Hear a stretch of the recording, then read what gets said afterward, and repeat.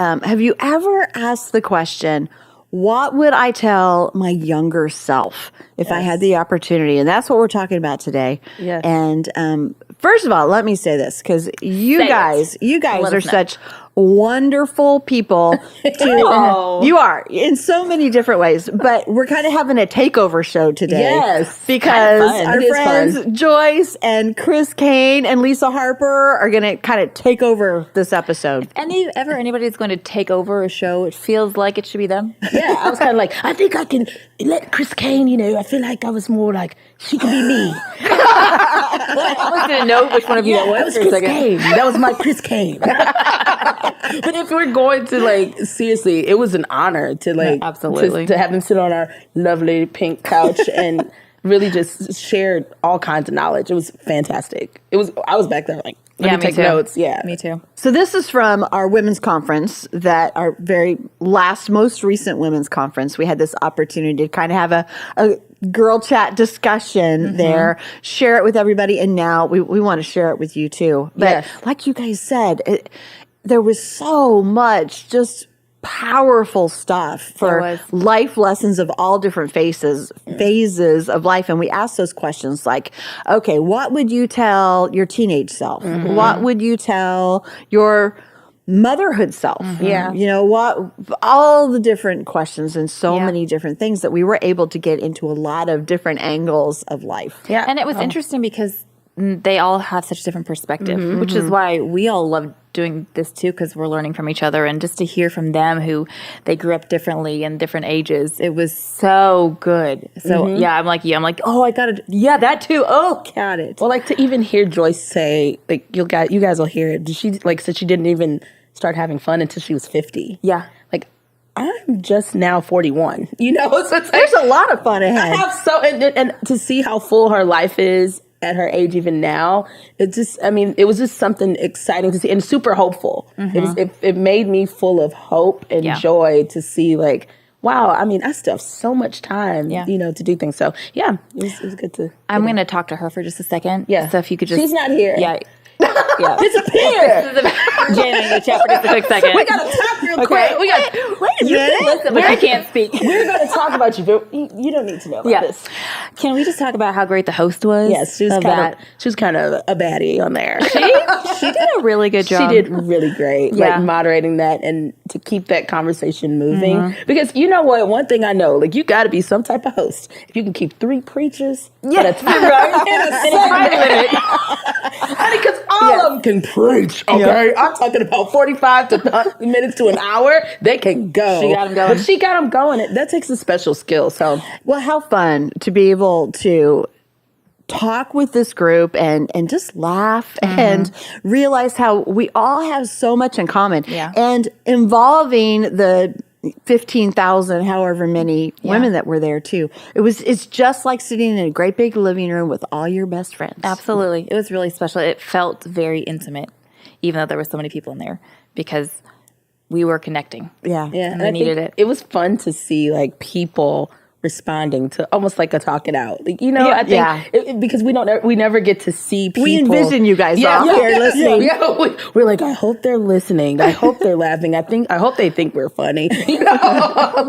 I'll laugh no matter what. But to see the women really engage, it was fun to see. Yeah. So should we do it? You know what?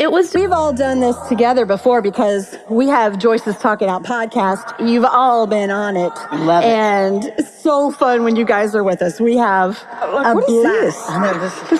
So get cozy, get comfy. That is so cozy. Let's just all sit on the couch. I like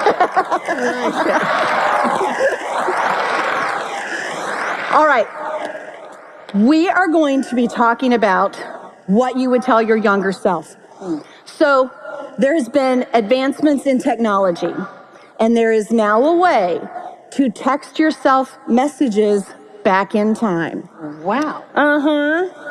It's not real. Don't look for it on your app store. But wow. So let me just start with this. What's the first thing that pops into your mind? What's the first thing that you thought, I'm going to tell my younger self this? I would tell her not to try to peel off Spanx with a fresh manicure. Ah, brilliant. Brilliant. Love it. I figures you'd come up with that. First of all, I can't even get Spanx on. I don't know how anybody does that. I mean, I'm like, you could hurt yourself trying to put a pair of those things on. No, I would tell her to eat more carbs while she can. That what? Do it while your metabolism's Eat more working. carbs while you can. Eat more carbs while you can. What pops into your head, Joyce? I just think it's so important to enjoy your life. And so many people put that off until when this. But it seems like, if you can't enjoy waiting, you're never going to enjoy your life. Because if you really think about it, you spend more time waiting than you do anything else. Mm-hmm. You wait for God to do something, and you wait, and then finally He does it. And that's a thrill, and you enjoy it for a little bit, but it's not very long at all. And Yeah. that thing you were so excited about is ho-hum now, and so you're waiting on something else. Mm-hmm. So we just need to learn how to wait well and how to enjoy life. And, I had issues, things that needed to be changed in me, but I didn't, God enjoys us from the get-go. He knows what He's getting when He calls us into relationship with Him. And I kept wanting to change before I could enjoy myself. I talk too much. I do this, I do that, or do something else. And you need to make a decision today that you're going to start enjoying yourself right where you're at, because God does enjoy you. That's right. And That's right. so I would have had a lot more fun, worried a lot less. Who's going to leave here determined to have more fun? Worry less. Yeah. Good advice from friends. Joyce always says that you live life forward, Yeah. but that you learn from it backwards, You essentially. understand it You understand it backwards. So I think there's so much that we can share, that we've learned, that all of you can share with each other. After you hear this conversation, I hope that you'll share it together, because there are so many lessons. So let's start with what you would tell your teenage self. Those teenage years, and we've got a lot of moms of daughters, we've got some young women out in the crowd. What would you tell your teenage self? I think I'd tell myself that there's no dark side to God. And I came to Christ when I was a kid. I have a similar backstory to Miss Joyce's. So I knew that God had sent Jesus to deliver me from my sin. I didn't think He liked me very much. I felt like I was way too dirty to be in God's family. So I was just always running scared and trying to be a good girl. And I didn't know what it was to be loved by God. So I spent years as a very stiff, saved girl. Took a long time to trust Him enough to really linger in His arms and get liberated.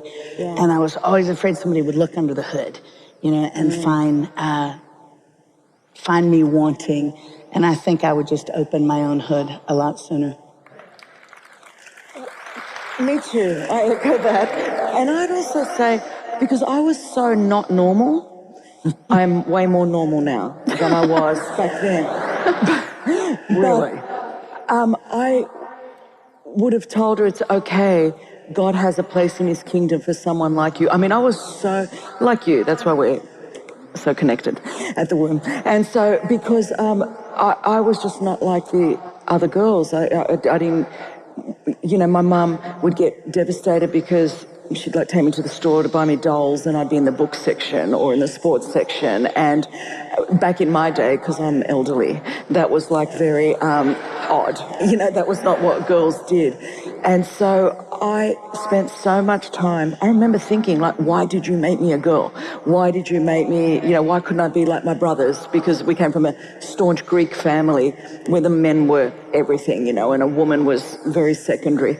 And I would think, why did you put all this in me to frustrate me? And I think I would tell her that, God didn't put it in you to frustrate you, but it's part of your purpose, and it's part of your gifting, and it's part of your calling. That's great. And I think that would have been a lot better. Yeah. So good. I think when you're a teenager especially, you really start to worry about what other people think. And wanting so much to be accepted. And that's really a very important time for teenagers because they can really, it's like a crossroads, you can really stand your ground and be who you are and not get sucked into the crowd. And Dave and I have several grandchildren that I'm really proud of that, were still virgins when they got married. They were very, very strict about, I believe in God, this is what I'm going to do, and if you don't like me, that's your problem. They were okay being by themselves if they had to be by themselves. And it really can be a very difficult time for teenagers if they get into that peer pressure trap of trying to be like everybody else. And I'm so glad that I found out that God didn't make us to be like everybody else. We're all very unique. I mean, there may be some similarities. Our personalities are somewhat alike. Usually people that do this kind of thing, they are, all four of us up here have got some similarities, but yet there's differences, and it's okay to be different.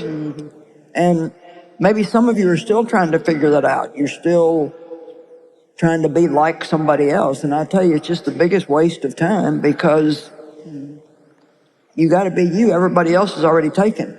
You just can't be somebody else. And so I really want you to enjoy yourself.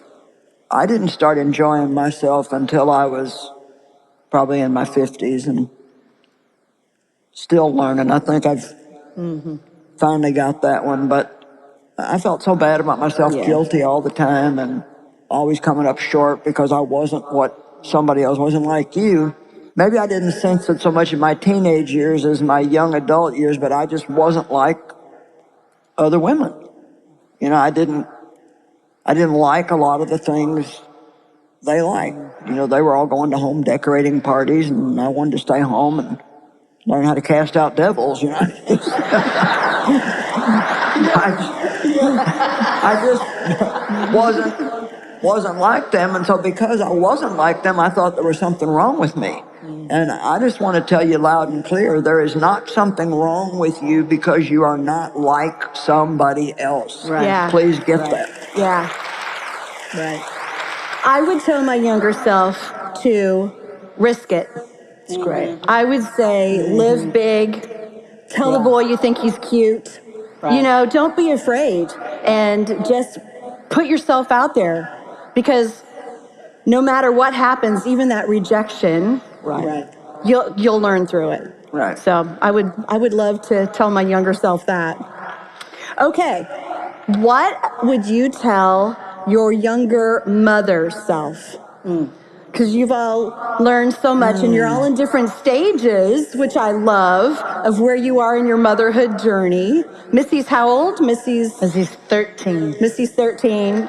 She is a precious little thing. We love Missy. And then Chris, your daughters. 20 and almost 17.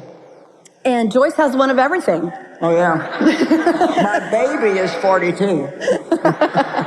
So what would you tell your motherhood self? Anybody? Okay. I'm looking at you.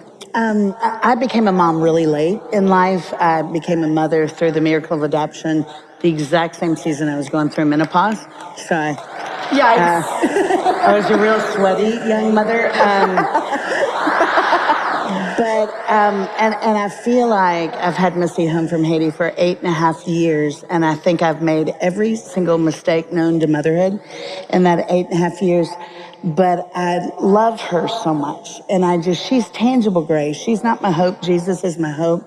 But I was such a train wreck, and the way God wove me into Missy's story was such a palpable miracle that when she wakes up, I'm like, look what he did. Yeah. And so I think it's just gratitude is the only thing I do really well in motherhood. And I think if a child knows they're loved, they'll stay between the ditches. I love that.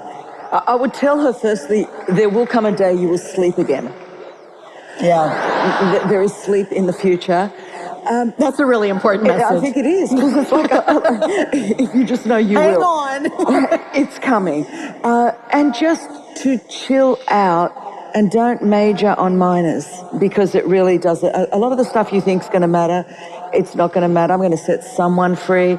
I know there are people that are obsessed with breastfeeding. I'm going to go there. And people that aren't.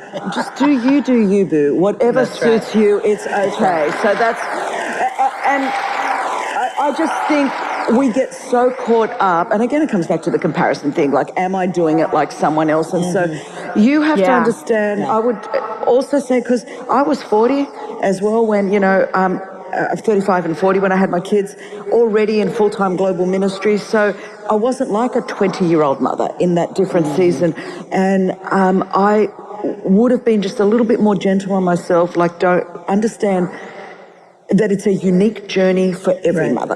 That's the thing, I think.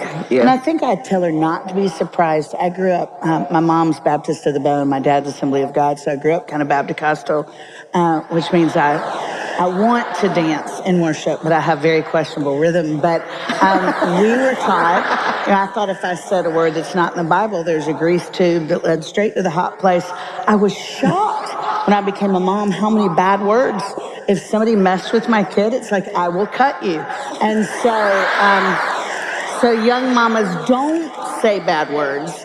But, and I know Joyce has some great books about that help me cleanse my mind, but don't be surprised when you want to say them when someone's unkind to your child. I've never been much of a fighter until I became a mom. And then it's like, you will do anything to guard their heart and mind as unto the Lord.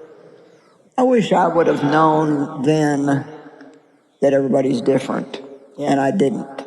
And I know you all probably think like I did. You may have 4 or 5 kids, and you think, how could you all have come out of the same place? And been so... Literally the same place. I'm sorry. And been literally so completely different in personality. And so... if you do have a few kids, I had 4, I had one of everything. And you can't, you have to meet people where they're at instead of expecting all of them to be what you want them to be. And a lot of times you want them to be you, and sometimes you don't even really like yourself yet. That was one of the reasons why I had such a hard time getting along with David, is he was just a lot like me, and I didn't really like myself, so it's hard to like him. So I had one strong choleric, I had one perfectionist, and she was, a perfectionist can be hard.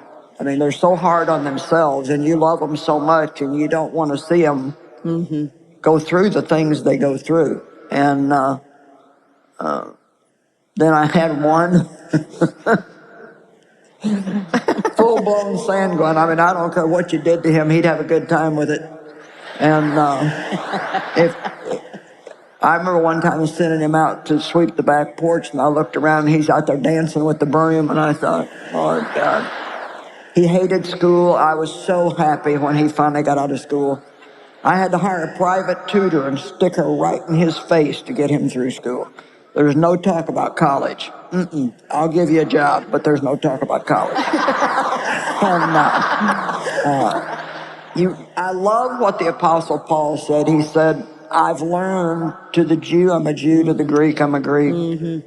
He met people where they were at, instead of trying to make them come to him. And I really encourage you to remember that just like you can't be somebody else, neither can your child.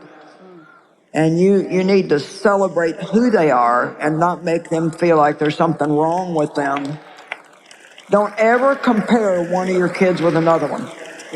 Don't ever say, why can't you be more like your brother? Why can't you be more like your sister? Some people are naturally smarter than others. Christine is just like got a brain 5 times the size of mine. She can read a whole book on an airplane. And I'm just not, I'm smart, but I'm not like her. And that's okay. What I don't have, I think you're doing okay. Thank you. Yeah. Here's the thing. What you don't have, God will make up for. Totally. So good. Yeah. And another thing I would tell you is don't worry so much about whether you're going to be a good parent or not.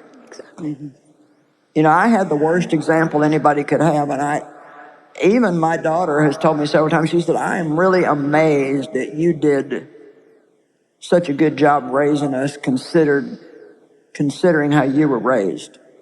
And God will anoint you to be a parent. Yeah. You don't have to, if you had a bad example, instead of turning around and being what they were, learn from what they did not to do that. And just don't worry about it.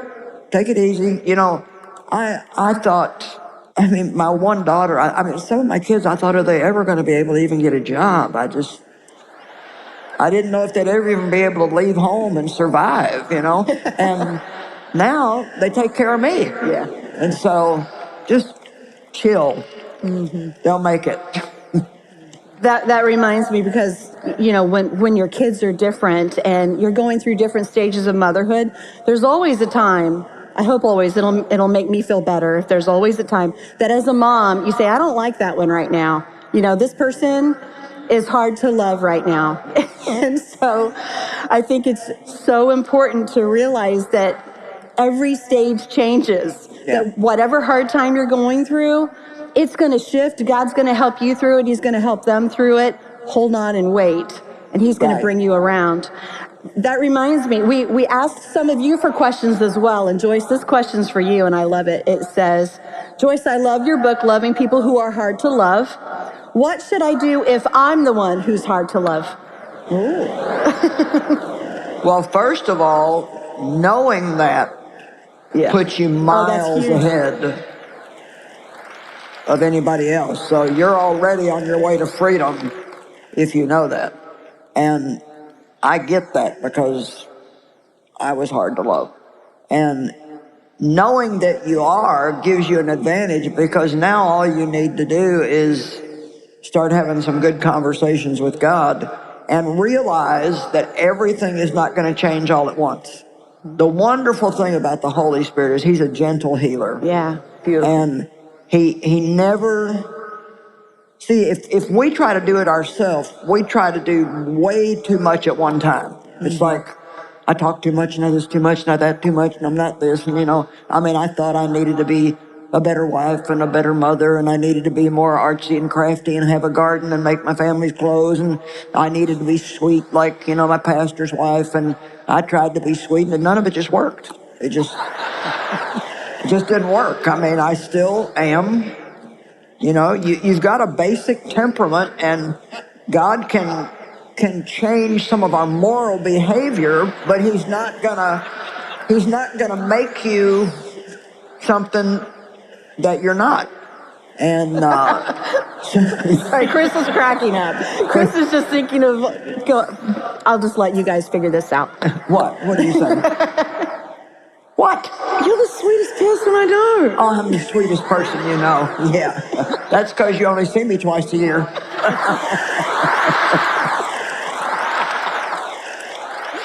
No, God has changed me, and I am pretty sweet now, but I'll never be like that.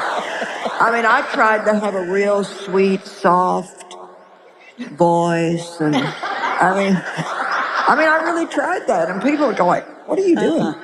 Can you imagine now if I was on television and any man trying to watch me, if I was like, "Honey, you are just so sweet, and I love you so much." No, you got to get in their face and tell it like it is. And so God has made you the basic you the way he wants you. Amen. And your kids too. So don't try to make them be something they don't know how to be. That's good. I love what she's saying there because the scripture says train up a child in the way they should go, not the way you want them to go. And one of the benefits of not becoming a parent until you're 35 or 40 and all your friends and peers are now becoming grandparents, it means you've learned from all their mistakes. Right. And so that actually has been really helpful for me. So now when my youngest one, that's really quirky like her father, very odd and quirky, and so she'll Quirky is a safe word to use for this. Yes. She'll come one day, with red hair, the next day with black hair. Now, I would think the me of 30 years ago, and had I not met you and other mothers that were older, I might have really freaked out. Whereas nowadays, I'm like, it's your hair. If it falls out, knock yourself out. Like, it's just like, I don't, literally, that is my statement. She goes, Mum, can I, do my hair red? I'm like, knock yourself out. If you're going to bleach it, fall out. Yeah. There it is. And I don't lose any sleep. And there's no big deal. And you're right, the next month it wants to be a different colour anyway, so who really cares? So That's good. I That's think really good. that is a really good benefit. And looking, Catherine and Sophia are so different. And going, okay, don't try, my kids are not there to make me look good. And, that is huge. That's the big thing. That is huge. And so the pressure, and particularly if you're in ministry and on a platform, is oftentimes you can be harder on your kids because you think they're a reflection of you. And so instead of getting your significance or security or affirmation or value from God, you're actually trying to get it from your kids, and you're putting a pressure on them that God never put upon them. And it is so wrong. It's so, Especially if you're doing something like we're doing. because people try to judge you by that, and then the kids feel that pressure. And so I just thank God. Again, I'm not saying a younger me probably would have made a lot more mistakes, but I have learnt. I mean, I've had Mama J. I probably still wouldn't be married or a mother if I didn't have her, So, but I can see how that is such a pressure on when parents, if you're broken and insecure on the inside, you're going to think that you're going to be using your kids basically to fill a need or a hole or some sort of external value, and it's just out of order. You're there to train them up in the way they should go with the gifts and callings God has put on them, and then launch them into the atmosphere as arrows for the glory of God. That takes so much pressure off. Yeah. It really does, because there's a lot of pressure for moms. Totally. And that really takes it off, because the advantage, like you were saying, of how we live life forward, but we understand it backwards, is as moms with older children now, we're able to see what God has done in their life. And it just amazes me, it floors me, the things that he has used, the experiences and how he shaped them, and the beautiful things that he brought out of them that I had no idea were coming, and are so exciting to see. Trusting God through this journey. It is not easy every day, but trusting God through this journey, he knows what he's doing. It amazes me how much I worried. And how good all my kids have turned out.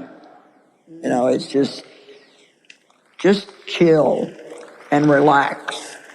And remember, you're not what you were when you were 13 or 14 or 15. Oh, thank God. I remember that God loves your kids more than you do. So there's a God factor in all of this. And they've got to encounter him themselves. And I think putting undue pressure on them and not acknowledging that there's a process, and the Lord's calling him to themselves, and the Holy Spirit's working in their lives, and you have to just give them that space. I think I just want to say, and then I'll stop. Where I got most of my pressure, and girls, I'll say this because this is the living room, and Absolutely. this is the girls. It's all safe. Yeah, very safe with 30,000 of my closest friends. So, but where I got my initial most pressure for parenting, and again, I was an older mum, 35 and 40. 35, I had my first, 40, my second. And I was already in full-time ministry, but it was actually from other women who had chosen a different journey with their children. They were stay-at-home mothers, many homeschooling mothers. I would get more sort of looking down their nose at me, or guilt. Now, they love my teaching. They want the encouragement. I don't know how I'm supposed to do both. I wasn't able to be a stay-at-home mum and on the road 300 days a year. It just wasn't going to work. And it works the other way around too. Those stay-at-home moms feel the same thing. Exactly. Well, that's what it landed for me was my kids, when they wanted to go to school, there was a stay-at-home mum, and she would volunteer at the school 3 mornings a week. And I remember I would travel so much, and I'd take Sophia, and Sophia would run up to this mum, Sharon was the name, loved her to pieces, and they would hug, and I would hold Sharon's hand and she would hold my hand. We'd pray for each other, and I'd say, Sharon, I thank God that you're called to be a stay-at-home mum and that you go to the school 3 days a week, because it makes my heart feel so safe that my kid has got a Christian, godly woman 3 mornings a week that comes and inputs, and then I can go and take the gospel to the world. We're one body, many parts, and instead of judging each other's parenting, why don't we help each other, celebrate each other, and affirm each other? So that was the thing. Really good. All right. You're sending this text. What would you tell your younger self about aging? Woo! It happens. It's going to happen. It's gonna Let me just say. You know, I was telling myself this the other day. I just turned 59 a couple of weeks ago, so I keep saying 60 so that I'll get used to it.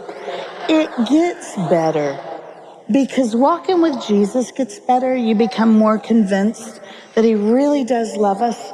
He didn't just come to deliver us from our sin. He came because he delights in us. He wants a relationship with us. I've been so struck by Joyce saying, I've finally begun to like myself.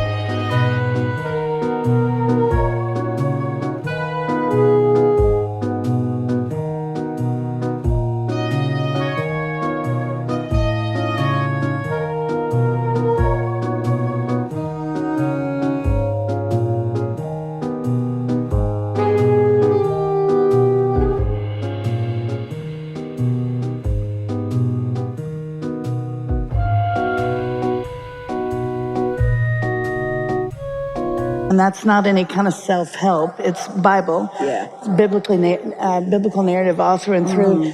So when you begin to believe he's undone by me, he longs to spend time with me, I can peel off my Spanx in God's presence. I don't have to hold in my stomach. I can linger in his arms. Then everything else is not that big a deal. And then you kind of lose your up-close vision, so you can't see what's sagging anyway. So, Isn't God good? I mean, honestly, I feel like it gets better. There's some places where I've slowed a step or two. I get really excited when I get to preach. And a few weeks ago, I jumped off a stage, and I didn't want to scare the people. And I thought, I just shattered my ankles. I didn't, but it hurt like the dickens. And I thought, I probably don't need to jump off stages anymore now that I'm almost 60. So there's a few things that slow down, but for the most part, it gets better because your heart gets bigger. And then everything kind of falls in line with your heart, I think. Yeah. Good. I mean, case in point. Yeah. Exactly. You know, I wrote that book, How to Age Without Getting old. Yeah. And age really is a number, and old is a mindset. Right. That's what, I mean, I do wise. not at all feel 79. You don't look it either, just so you know. I don't think I have to dress old. I don't need to try to look like I'm 20, but Right.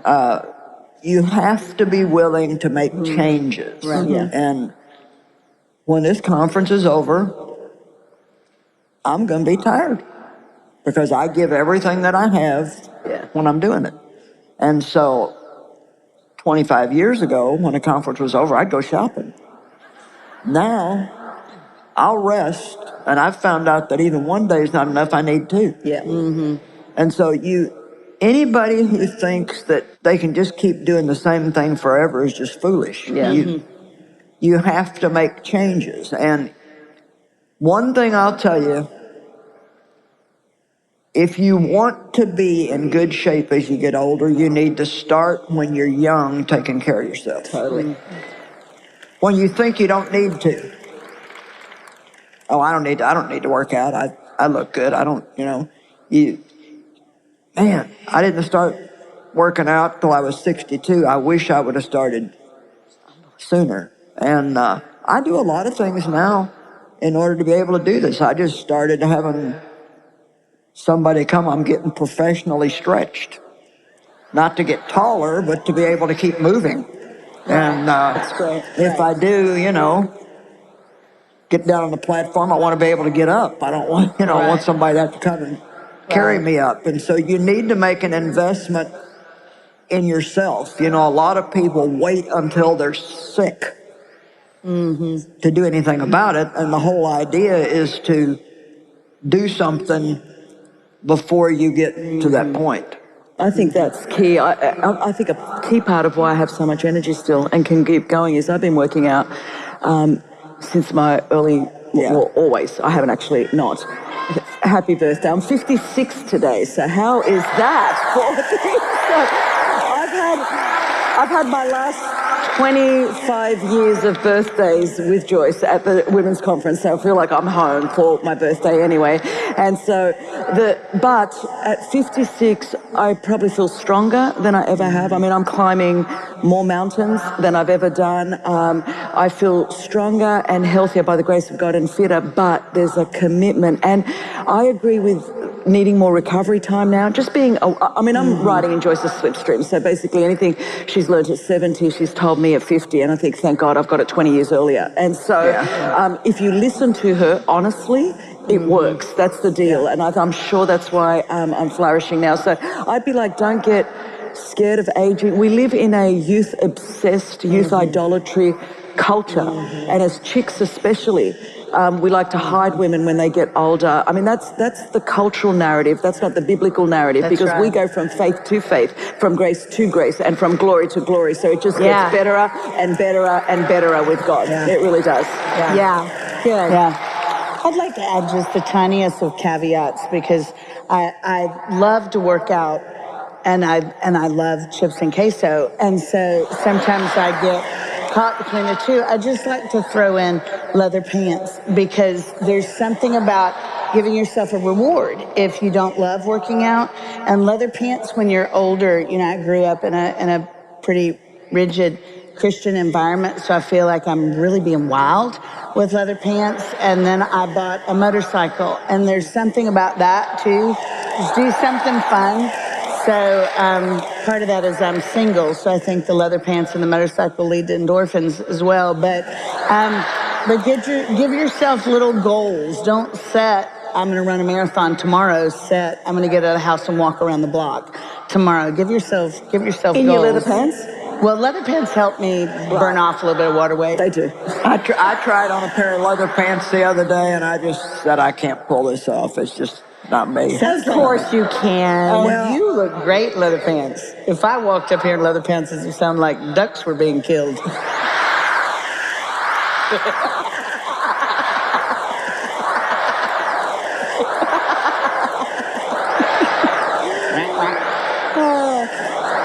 Okay. So much one could say, right? Moving on. I want to give you guys a chance here at the end. Is there anything that you would like to ask of each other? Like any advice things, anything that, we're just sharing advice as friends, any questions that you guys would like to pop off for each other?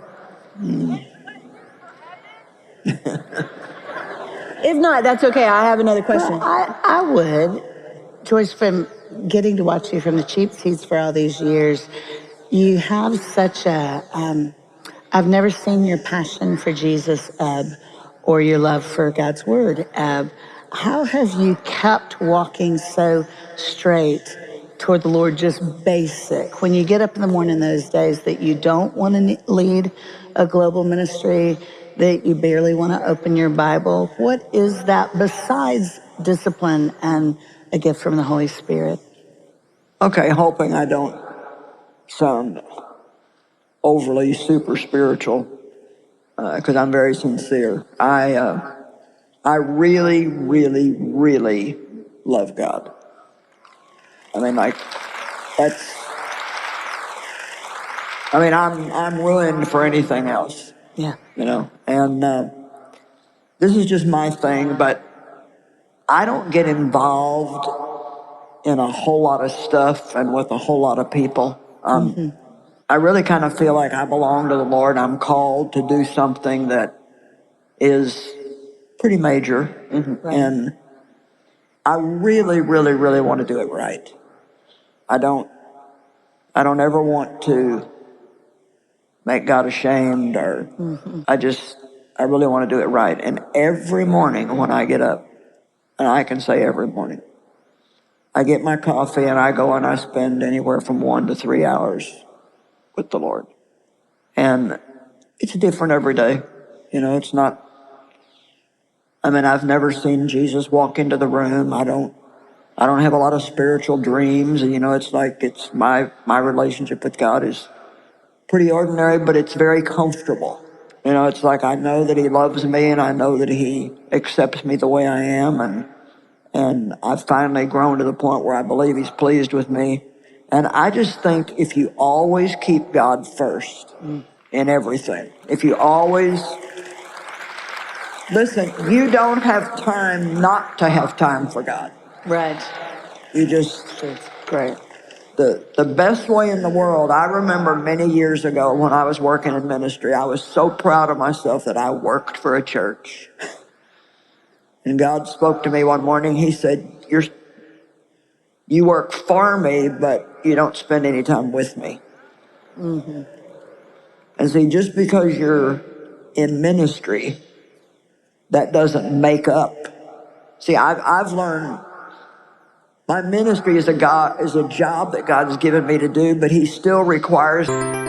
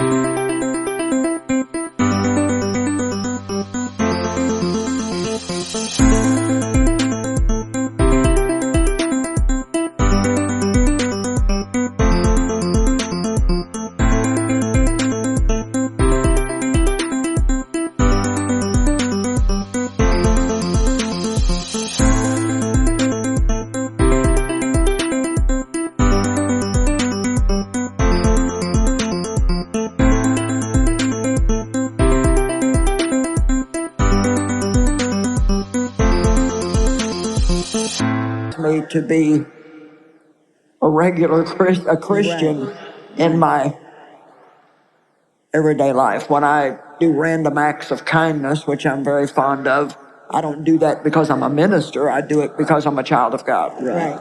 And I really try not to say anything in the pulpit that I don't live in my everyday life. But if you got to be careful about getting involved in too much stuff. I mean, you really can only have 5 really good friends and keep up with them. And I know Christine knows the whole world, and I don't know how she does it, but I can't handle that. Right. You know, I got to keep it pretty narrow because I got to have room in my life for God to have the biggest part of it. And so I belong to him and he's mine, and that's the way it's going to. Some of the best conversations, and also we would like to note that no ducks were harmed during the making of that video. She is hilarious. I was almost crying. So fun. Right. I know. Yes, but you know what? I just think it's super fun. Like, that was so powerful and a good lesson to learn. Like, no matter what stage of life that you're in, we can all learn from each other, glean from each other. I think it was so amazing. Yeah. Some of the stuff that Chris said, and Lisa too, I mean, and always Joyce, but kind of gave me some freedom as a mom of young kids.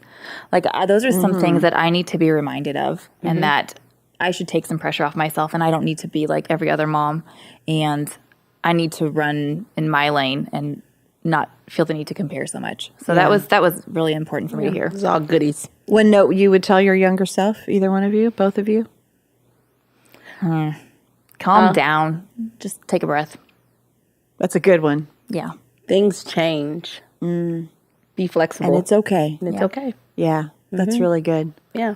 I think I would tell my younger self, even when it doesn't look like it's all going to work out. Yeah. That's good. Yeah. Yeah. That's a good one. Actually, I will take that from your younger self and I'll apply it to my current self. Yeah, me too. Thank you. Me too. That's good advice for today. I'll take that, double it, and throw it on my life right now. Thank you for that. Double thanks. I'll take it and I'll raise you. I'll raise you. I'll take that one too. Thank you. No, we do. We have so much to learn from each other, and life lessons are never wasted. No. So whether it's for someone else or it's just for your heart, because I love being able to look back and say, God, thank you. Yeah. For those times that were so hard, that hurt so bad, that now I can see how you were working, how you would never abandon me, how you had so many blessings hidden in there that I didn't even see at the time. Yeah. But I think that's so stabilizing for our life now. Yeah, I was just talking to someone this morning about how God's so good in his unanswered prayers. You know, like that's a country song. You don't know. You don't like country music. But for those of us who do. But that, Most of us is probably just you, if I'm right. Yeah, not me either. okay. But a lot of You and your there you go. country A lot music. of people. Thank you. But you people that love country music. Got good taste. That some of God's greatest gifts are unanswered prayers, and I think that that's really good advice too. That is just very to- sound, yeah. Yeah, to remember that it's not him not answering you. It's because he's protecting you. So looking back, like you just said, if I look back and see all the times I didn't get what I asked for, that was God's protection over my life, and that is something I would like to remind myself of. Yeah. And one thing that segment really did for me, and we get to do it all the time because we do this, you know, on TIO, but talking about your testimony, like just the power of a testimony, it just really is, it's powerful. You know, it's amazing because to see all of you guys sitting up there that are strong women in God, generals of the faith, people know all four of you, you know, and to be like, to get that human aspect of like, wait, they're not perfect. What? They didn't know how to do that? What?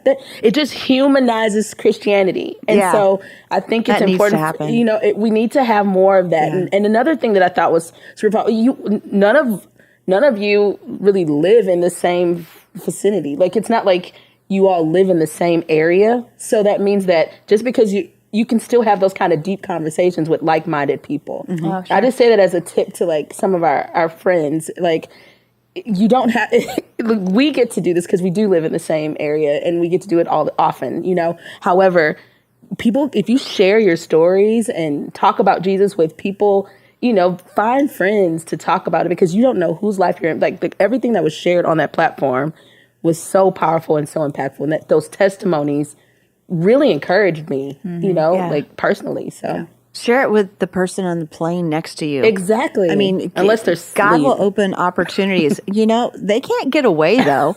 So you got can 'em. talk as much. I'm going to tell you my story. They're giving drinks now. Are you sleeping? I got a testimony too. And I gotta let it out. You can always throw in, it's good to know the Lord in case something bad would happen on this flight. You know, Get their attention right away. real gospel message. Now that I have your attention, I'd like to share with you some things. Well, anyway, we've been talking so much about wisdom and what we would share with our younger selves. So we do have an offer for you today. Joyce has a book called In Search of Wisdom. And this is just great things that are gleaned from Proverbs, the best place to look for wisdom. So you can get that for your gift of any amount. Go to joycemeyer.org/talkitout. And of course, there you can catch up on all of our episodes, spend more time with